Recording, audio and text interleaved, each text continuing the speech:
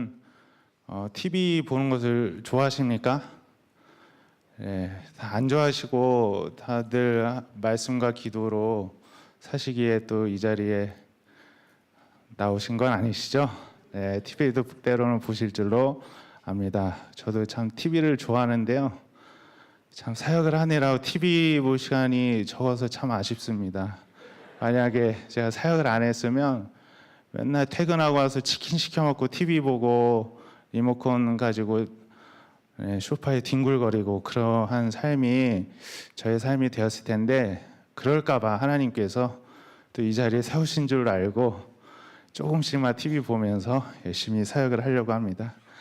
그런데 제가 지난 명절 연휴에도 시골에 부모님 댁에 갔다가 혼자 잠깐 TV를 볼 시간이 있어서 TV 채널을 돌리다가 무슨 프로그램을 봤냐면 나는 자연인이다, 이 프로그램을 봤습니다. 자주 보지는 않는데 그날따라 우연찮게 틀었는데 이제 그 프로가 나오면서 그 주인공 아저씨의 이야기에 제가 빨려 들어가서 계속 보게 되었습니다. 그 아저씨는 뭐 산에 들어가서 사신 분들, 뭐 보신 분들 아시겠지만 다 사연이 있으시잖아요. 그분도 이제 자신의 사연을 말씀을 하시는데 15살 때부터 소년 가장이 되셨더라고요. 부모님이 돌아가시고. 또 이런 분들의 이야기가 나오면은 저는 또 보게 됩니다. 너무 가슴이 아파가지고.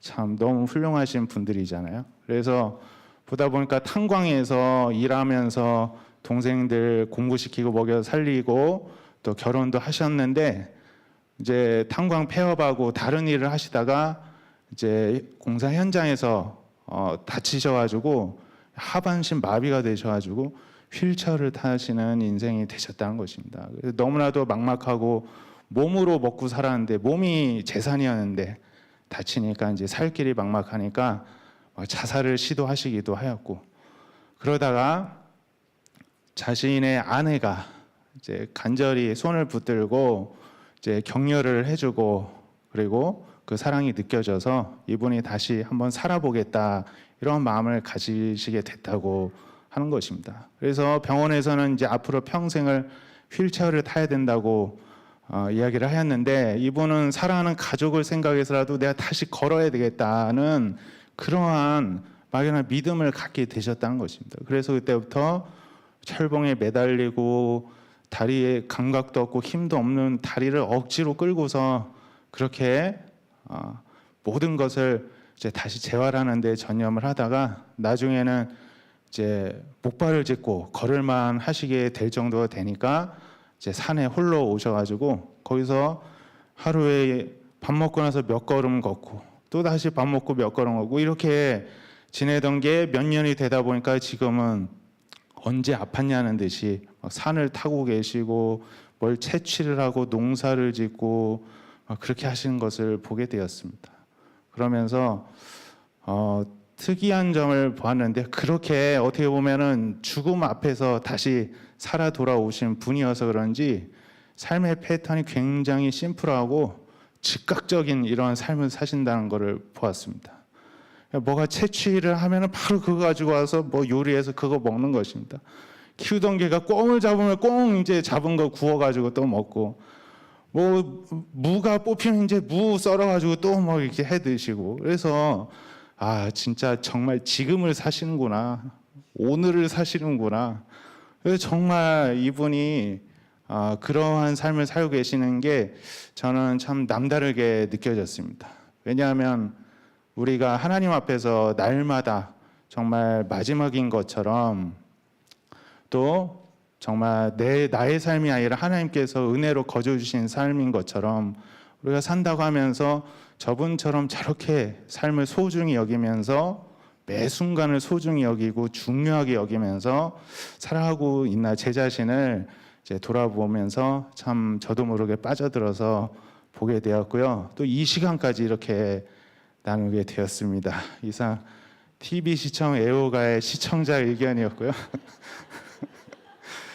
제가 이 말씀을 왜 드렸냐면은, 이렇게 하나님께서 창조하신 사람 안에는 마비되었던 그런 감각, 신경까지 다시 되살아나게 만드는 엄청난 힘이 이 사람이라는 존재 안에 있다는 것을 다시 한번 발견을 하였기 때문에 그렇습니다.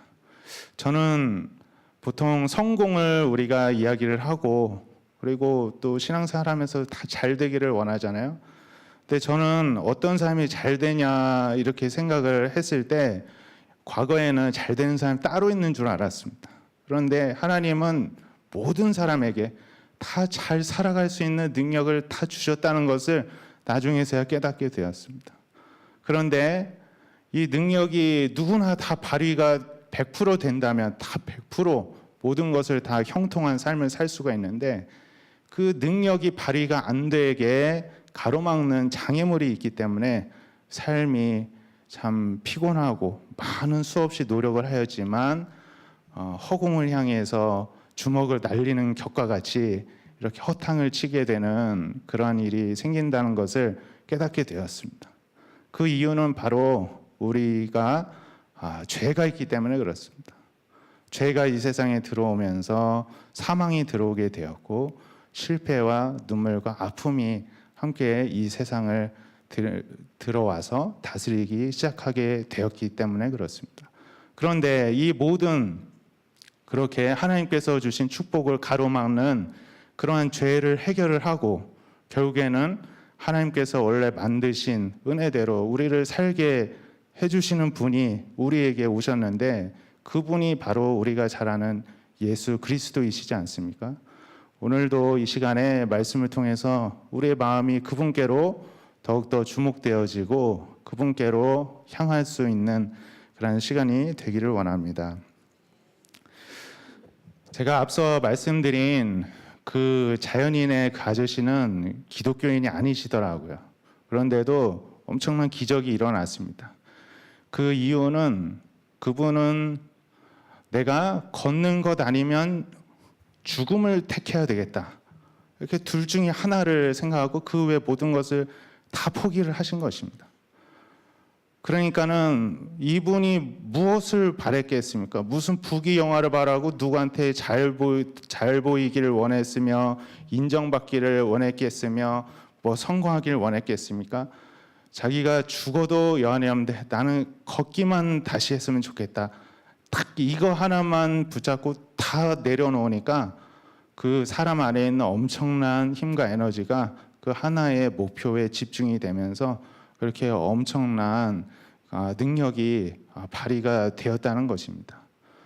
마찬가지로 우리가 살면서도 무엇을 놓고 무엇을 붙잡느냐 거기에 따라서 우리가 붙잡고자 하는 것을 더 분명하게 붙잡을 수가 있고 또 우리 인생이 달라질 수 있음을 생각해 보게 하는 대목입니다. 오늘 말씀은 무엇을 붙잡고 무엇을 놓을 것인가에 관한 말씀인데요. 오늘 말씀에 등장하는 바울도 붙잡고자 하는 것, 놓고자 하는 것이 분명한 사람이었습니다. 그래서 예수님을 믿기 전에 바울은 이 자연인처럼 자신이 옳다고 생각하는 것, 자신에게 유익이 된다고 생각하는 그 하나를 분명하게 붙잡고자 살아갔던 그런 사람이었습니다. 그 외에는 다 내려놓는 그런 사람이었습니다. 이 사람이 붙잡고자 했던 것은 바리새인이었으며 그 당시에 바리새파 중에 큰 분파인 힐렐 학파, 샴마이 학파 이 두 학파가 있었는데 힐렐 학파의 창시자인 힐렐의 손자인 가말리엘이 이끄는 그 힐렐 학파 가말리엘의 문화생이 되어서 천여 명의 문화생이 있었다는데 그 문화생이 됨으로써 그 당시에는 유대 사회에서는 성공하려면 이 가말리엘 선생 밑에서 공부를 배워야지만 정치계건 또 학계건 입문을 할 수가 있었다는 것입니다. 그래서 성공을 위해서 그 길을 따라갔습니다. 랍비로서 성공하고 유명해지기를 원해서 그 길을 갔던 것입니다. 또한 율법을 배우고 공부할 뿐만이 아니라 율법을 다 지킨 의인이었습니다. 그리고 그 의의가 아주 열심으로 차고 넘쳐서 우리가 잘 아는 대로 율법을 지키는 사람 입장에서는 예수 그리스도를 믿는 사람 다 이단으로 보였는데 그 예수 그리스도를 믿는 사람을 다 붙잡아서 처형시키려고 하는 그런 열심까지 아주 내었던 사람이었습니다. 이러한 바울이 오늘 말씀해 보면 자신이 했던 모든 행동들, 또 자신이 붙잡으려고 했던 그 모든 것들을 다 해로 여긴다는 것입니다. 다 잃어버리길 원하고 다 배설물처럼 다 배설해서 다 내다 버리기를 원한다, 이렇게 말을 하고 있습니다. 왜 이런 일이 일어났을까요? 자신이 그토록 노력해서 얻었던 가말리엘 문화생의 자격, 어떠한 신분상의 자격, 정치적인 또한 학계에서의 성공을 위해서 얻어냈던 그 자격을 다 스스로 버리게 된 것입니다. 저는 이 부분을 보면서 오늘 설교의 제목을 자격 없음의 신앙이라고 이렇게 정하게 되었습니다. 이 바울은 왜 스스로를 그렇게 자격 없다고 생각하고 자격을 다 내다 버리게 되었을까? 무엇을 잡기 위해 그러하였을까? 그러한 관점에서 말씀을 보았고 또 그것을 이 시간 함께 나누고자 합니다. 오늘 말씀에서 우리에게 주시는 교훈은 첫째로 우리가 열심히 얻어낸 자격을 오히려 거꾸로 버려야 예수 그리스도를 얻을 수 있다는 것입니다. 오늘 빌립보서 3장 1절과 2절에서는 이제 사도 바울이 빌립보 성도들을 위해서 여러 가지 권면을 하게 됩니다. 그러면서 이제 3절에서는 이렇게 권면을 하고 있습니다. 3절을 제가 읽어보겠습니다. 하나님의 성령으로 봉사하며 그리스도 예수로 자랑하고 육체를 신뢰하지 아니하는 우리가 곧 할례파라. 그 당시에도 자신의 노력으로 어떤 의의를 얻으려고 예수님을 잘 믿는 노력을 해보려고 하는 그러한 그리스도인들이 있었습니다. 이들을 손할례당으로 하였는데 막 자해를 하여서 그냥 육신의 할례를 하는 것도 부족해서 막 몸을 상처를 내고 함으로써 자신이 이렇게 고통을 선택함으로써 예수님 앞에서 인정받으려고 하는 이러한 스스로의 어떤 노력을 의지하려는 이러한 사람들의 노력에 대해서 비판을 하면서 정말 할례가 무엇이냐, 정말 할례파가 무엇이냐 하면 성령으로 봉사를 하는 사람이다. 자신을 뭔가 자랑하려고 하는 게 아니라 예수 그리스도를 자랑하는 사람이다. 육체를 신뢰하지 않는 사람이 곧 진정한 할례파, 즉 하나님께 인정받는 사람, 예수님 잘 믿는 사람이다. 이렇게 설명을 하는 것입니다. 그러면서 4절에서 이렇게 고백을 합니다. 그러나 나도 육체를 신뢰할 만하며 만일 누구든지 다른 이가 육체를 신뢰할 것이 있는 줄로 생각하면 나는 더욱 그러하리니. 이 바울의 말은 이렇게 어떤 육신의 노력으로 육체에 속한 것들로 인해서 무언가 사람들한테 내세운다던가 하나님께 인정받는 것으로 따지고자 한다면 본인은 다른 누구보다도 더욱 신뢰할 게 많았다는 것을 강조를 하는 것입니다. 그 내용이 5절과 6절에 나와 있습니다. 5절과 6절을 제가 읽어보겠습니다. 나는 8일 만에 할례를 받고 이스라엘 족속이요 베냐민 지파요 히브리인 중에 히브리인이요 율법으로는 바리새인이요 열심으로는 교회를 박해하고 율법의 의로는 흠이 없는 자라. 율법상 정식으로 할례를 받으려면 태어난 지 8일 만에 할례를 받았는데 본인이 그러한 사람이었고 또 본인은 어떻게 하다가 그냥 외국에 떠돌다가 어떻게 해서 예수 그리스도교, 기독교를 믿게 된 것이 아니라 자신의 정통 이스라엘 족속이라고 강조합니다. 또 이스라엘 최초의 왕을 배출한 베냐민 지파 소속이라고 자신의 신분에 대해서 강조를 합니다. 히브리인 중에 히브리인이다. 자신이 누구보다도 하나님의 자녀이고 아브라함의 후손이라는 걸 강조를 하고 있습니다. 율법으로는 바리새인이고 앞서 말씀드린 대로 가말리엘의 문화생이었고 열심으로는 교회를 박해하고 율법의 의로는 흠이 없는 자다. 스스로 자신의 길을 이렇게 말할 정도로 육체적으로는 아주 본인이 의지할 만하고 사람들한테 내다 보이게 해도 떳떳한 그런 것들이 많았다는 것입니다. 그런데 이제 바울이 이것을 어떻게 여기기 시작하였냐면 7절과 8절을 제가 읽어보겠습니다. 그러나 무엇이든지 내게 유익하던 것을 내가 그리스도를 위하여 다 해로 여길 뿐더러 또한 모든 것을 해로 여김은 내 주 그리스도 예수를 아는 지식이 가장 고상하기 때문이라. 내가 그를 위하여 모든 것을 잃어버리고 배설물로 여김은 그리스도를 얻고, 이렇게 고백하고 있습니다. 그런데 바울이 고백하기를 7절에서 내게 유익하던 것을 내가 그리스도를 위하여 다 해기로 여길 뿐더러, 이렇게 고백을 합니다. 여기서 유익이라는 말이 나오고 해라는 말이 나오는데 이것은 경제 용어로서 쓰여진 단어입니다. 그래서 유익은 어떤 자산, 재산이라고도 번역을 할 수가 있고요.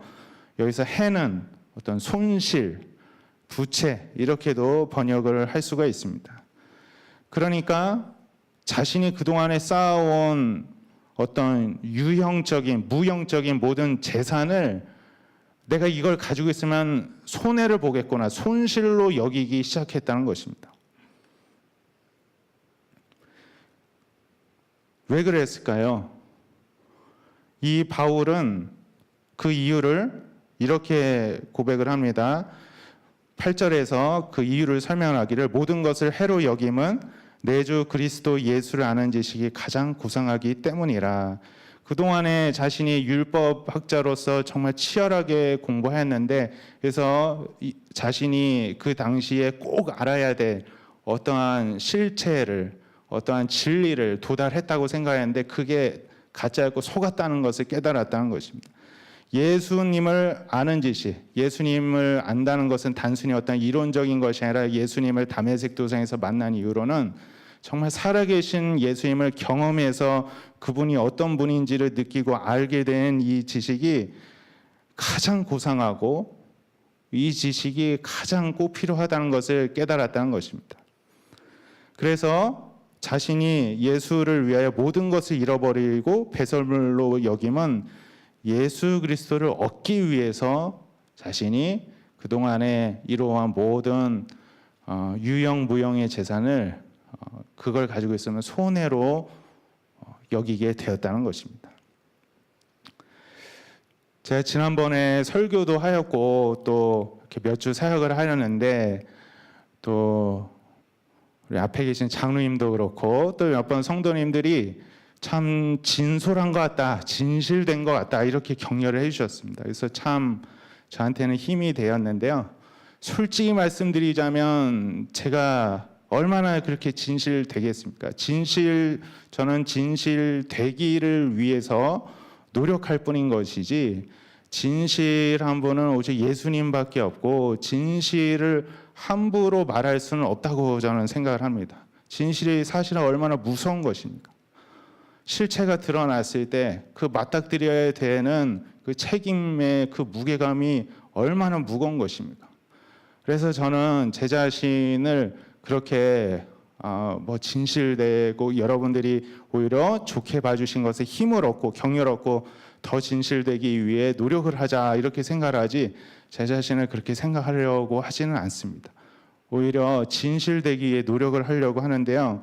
왜 그러냐 하면 이 세상을 움직이는 가장 큰 힘이 저는 어디서 나오느냐 하면 진실에 있다고 저는 믿습니다. 정치 이야기를 해서 조심스럽지만 지금의 정부가 왜 바뀌게 되었습니까? 지난 정권에 있어서의 몇몇 진실이 드러나면서 그 힘으로 정권까지 뒤집어지고 바뀌게 되지 않았습니까? 어떤 사람과의 관계에서도 저 사람에 대해서 잘 모르고 못 믿었는데 저 사람이 진심이 느껴지는 순간 저 사람과 나와의 벽이 허물어지게 되고 사람을 움직이는 힘이 있게 되는 것입니다. 어떤 문제에서도 도대체 이 실체가 무엇일까 궁금하고 답답했는데 실체가 드러나는 순간 답도 드러나게 되어 있는 것입니다. 그래서 사람들이 저만 그러겠습니까? 이 자리에 계신 여러분들도 다 마찬가지시죠? 우리 모두가 그래서 실체를 알기를 원하고 진실을 알기 원하는 것입니다. 왜냐하면 거기에 힘이 있기 때문에 그렇습니다. 이 바울도 정말 좋은 사람입니다. 진실을 따라갔기 때문에 그렇습니다. 바울이 예수님을 몰랐을 시대에 그때의 진실은 출신 가문이 중요했고 학력이 고학력이어야 됐고 그리고 어떤 사람 밑에 있느냐 줄을 잘 서느냐가 중요한 이게 진실이었기 때문에 이 바울은 진실을 쫓아간 것뿐입니다. 그런데 이 바울이 다메섹 도상에서 예수님을 만나고 나니까 충격을 받은 것입니다. 자신이 그동안에 이 세상을 움직이는 힘은 사람이 가진 힘에 있다고 생각했는데 이 세상을 창조하시고 다스리시는 하나님의 아들이신 예수님이 정말로 이 세상에 오셨구나. 그분이 진짜이구나. 진짜 예수님은 진짜이셨구나. 이 진실을 알게 된 순간 바울이 뭐 고상하게 이론적으로 어떻게 해서 이거를 내려놔야 되겠다 이렇게 한 게 아니라 그냥 툭 하고 놓게 된 것입니다. 예수님 앞에서 더 이상 붙잡을 그 어떤 힘과 이유가 없어지게 된 것이죠. 다 놓게 되고 무장해제되고 항복하게 되고 그 예수님을 마음을 활짝 열고 마음에 모셔드리게 된 것뿐이라고 저는 믿습니다. 이렇게 우리가 어떠한 진실을 알게 되면은 거기에 자연스럽게 반응이 일어나게 됩니다. 그래서 저는 어떤 변화이든지 치유이든지 회복이든지 뭐든지 진실을 알게 되는 순간 변화가 일어난다 이렇게 믿고 그래서 제 자신도 또 사역의 현장에서도 진실을 파고들고 쫓아가는 이유는 거기에 힘이 있기 때문에 그렇습니다. 사랑하는 여러분, 그렇다면 우리는 또 마주해야 하는 진실이 있습니다. 예수님이 이 세상의 주인이시고 바울이 모든 것을 버릴 만큼 이분이 답이구나 하고 그렇게 붙잡았다면 오늘날 우리도 예수님을 구주로 믿고 있는데 우리에게도 똑같은 반응이 일어나야 되지 않겠습니까? 그런데 여러분은 모르겠으나 저는 때로는 그렇지 못할 때가 있는 것 같습니다. 왜 주저하게 되지? 예수님이 정말 답이라면 예수님을 덥석 잡아야 되는데 왜 잡지 못하고 주저하게 되지? 그게 저의 연약함이고 저의 죄된 마음이고 진실에 마음을 열기보다는 진실에 오히려 눈이 가린 게 편안하게 느껴지는 어떠한 죄인데 죄성임을 발견하게 될 때가 참 많이 있습니다. 사랑하는 여러분, 우리가 이렇게 이 세상의 주인이신 예수님에 대해서 더 관심을 가지고 그리고 예수님이 무슨 일을 하시는지 오늘날 나에게는 어떠한 일을 하고 계시는지 그분이 하시는 일, 그분의 실체에 대한 진실을 우리가 관심을 가지고 더욱더 파헤쳐서 예수님께 더욱더 가까이 나아가는 우리 모두가 될 수 있기를 원합니다. 이 자리에 있는 저와 여러분은 이 예수님을 발견하는 이 일을 날마다 성실하게 주님 앞에 조금씩 더 가까이 나아가는 그 열심을 통해서 주님 사랑하는 마음을 통하여서 우리들의 유익을 계속해서 날마다 조금씩이라도 내려놓을 수 있기를 원합니다. 내가 그동안에 노력해서 얻은 성공이 있을지라도 내가 노력해서 얻은 어떤 자리가 있을지라도 어떤 성취가 있을지라도 교회에서든 교회 밖에서든 내가 누릴 어떤 자격이 있다는 마음이 들지라도 그 자격을 오히려 주님 앞에 내려놓고 주님을 선택하는 그 용기를 내는 저와 여러분들 되실 수 있기를 원합니다. 그래야 할 때 그 주님께서 우리를 붙드시고 우리를 통해 오늘도 동일하게 놀라운 생명 구원의 역사를 이루어 가시는 줄로 믿습니다. 두 번째로 오늘 말씀에는 없지만 저는 버려야 할 것 중에 또 하나는 어떤 부정적인 의미를 가진 우리에게 있는 자격도 버려야 예수님을 붙잡을 수 있다고 말씀을 드리고 싶습니다. 앞서 바울은 다 유익한 것만 이야기를 하였죠. 그런데 우리에게 유익한 것만 있는 게 아니라 때론 무익한 것도 많이 있습니다. 우리가 과거에 연약할 때 받았던 어떤 상처, 어떤 실패의 기억들, 어떤 아픔들, 이런 것들도 우리가 살면서 참 많이 가지고 있는 것이 사실입니다. 그래서 어떻게 보면 요즘 시대에 유행하는 아들러 심리학에 근거한 해석이라고 볼 수도 있지만은, 우리는 때로는 어떤 실패의 자리에 그냥 내가 이렇게 실패한 채로 머무는 것이 좋겠다 생각하고 눌러앉는 죄성도 있음을 우리는 늘 기억을 해야 합니다. 변화되는 것을 싫어하고 기존에 내가 확보한 것들을 내려놓기를 싫어하고 어떤 게으른 상태, 무기력한 상태, 우울한 상태에 그냥 젖어들면서 때로는 누구를 미워하는 상태에 머물러 있음으로써 나는 아무것도 안 해도 되는 그러한 자격을 누리려고 하는 이러한 부정적인 의미의 자격도 있음을 우리가 주님 앞에서 생각해 보았으면 좋겠습니다. 저는 상담을 공부를 하고 실제로 상담 수련도 받고 상담하기도 하고 받아보기도 하고 했는데요.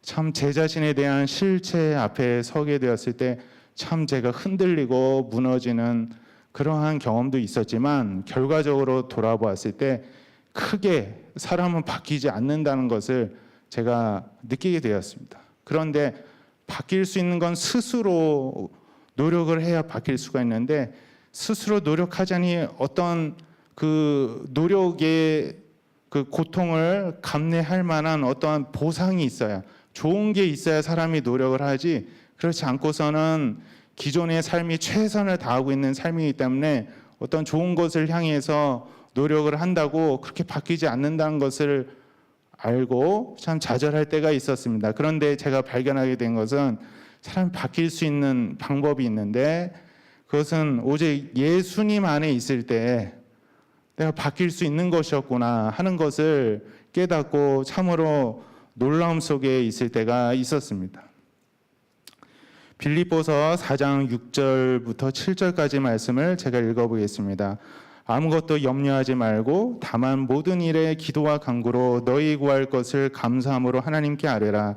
그리하면 모든 지각에 뛰어난 하나님의 평강이 그리스도 예수 안에서 너희 마음과 생각을 지키시리라. 아멘. 우리가 잘 아는 말씀입니다.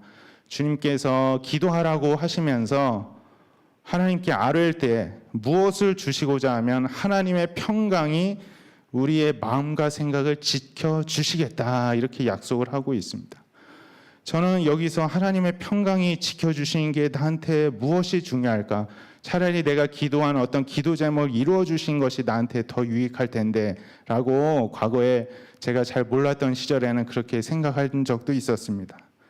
그런데 이 말씀과 같이 우리가 내가 어떤 해결이 안 되는 어떤 상처든 두려움이든 트라우마든 불안감이든 무엇이든지 간에 그 상황 속에서 주님 앞에 기도하고 그 두려움을, 불안함을 내려놓고 주님을 붙잡을 때 그 주님께서 주시는 평강이 내 마음과 생각을 붙잡으시고 치유하신다는 것을 깨닫게 되었습니다.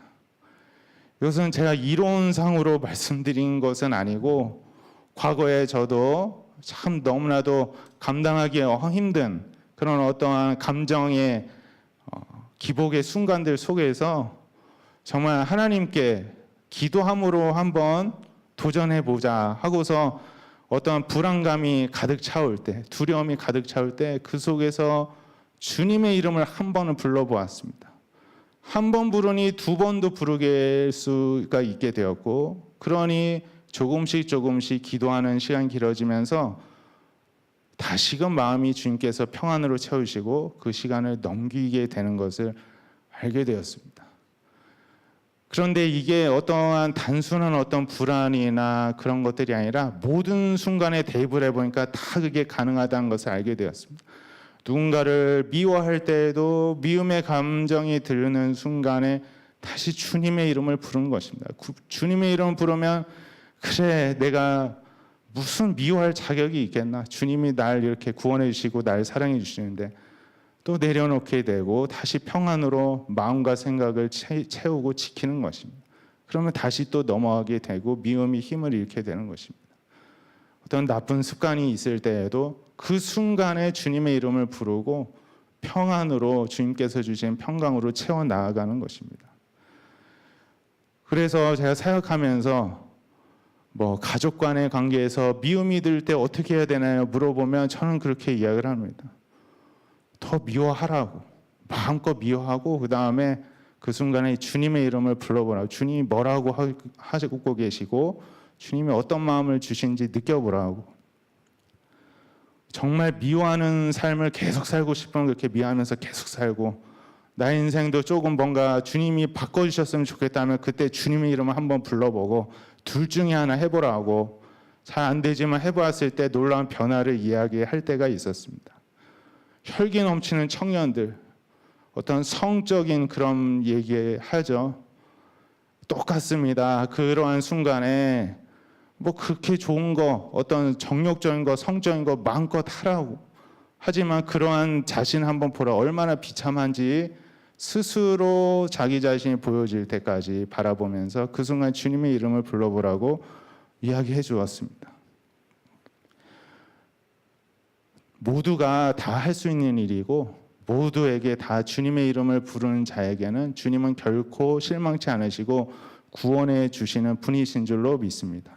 이 자리에 계신 분들은 다 리더이시거나 리더 후보이신 줄로 알기 때문에 앞으로 또 섬기시는 셀에서도 또 본인의 삶에서도 또 가족 안에서도 자녀분들에게도 상담하실 때 결국에는 우리가 결론적으로 이야기할 수 있는 것이 무엇이 있겠습니까? 오직 예수 그리스도밖에 없습니다. 좋은 것이든 나쁜 것이든 다 내려놓고 다시 주님을 붙잡는 것.